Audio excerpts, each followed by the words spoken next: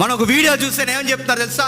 మనుషుల పాపాలు మోసుకెళ్ళడానికి యేసు ప్రభు రాలేదంట, పాపులను రక్షించడానికి ప్రభు రాలేదట. మరి ఈ మాటలేంటి?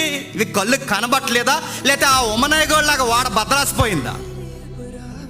పాపులను రక్షించడానికి ఎంత విలవేల్పులున్నా, ఎన్ని కులదైవాలున్నా, ఎన్ని నమ్మకాలున్నా, ఎన్ని విశ్వాసాలున్నా, పాపం నుంచి విడిపించే ఒకే ఒక్క దేవుడు ప్రభు అయిన యేసుక్రీస్తు వారు మాత్రమే. గుర్తుపెట్టు, అది ఎక్కడైనా చెప్పాలి. నువ్వు ఎక్కడున్నా, ఏ పరిస్థితుల్లో ఉన్నా, ఎక్కడ నిలబడినా నువ్వు వెలుగెత్తు మాటలు. ఎందుకంటే కృతజ్ఞత లేదా?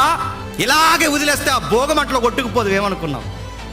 ఇలాగే వదిలేస్తే ఎగిరిపోదువి. ఇలాగే వదిలేస్తే ఏమైపోయి నీ జీవితం? నిన్ను రక్షించి, నిన్ను కడిగి, నిన్ను ఇక్కడ నిలబెట్టి నా కొరకు మాట్లాడవయ్యా అని నిన్ను నన్ను విశ్వాసగా పిలిస్తే ఈ రోజు ఆయన గూర్చి ఆయన పాపుల రక్షకుడని నోటంట మాట రావట్లేదంటే కృతజ్ఞత ఉందా?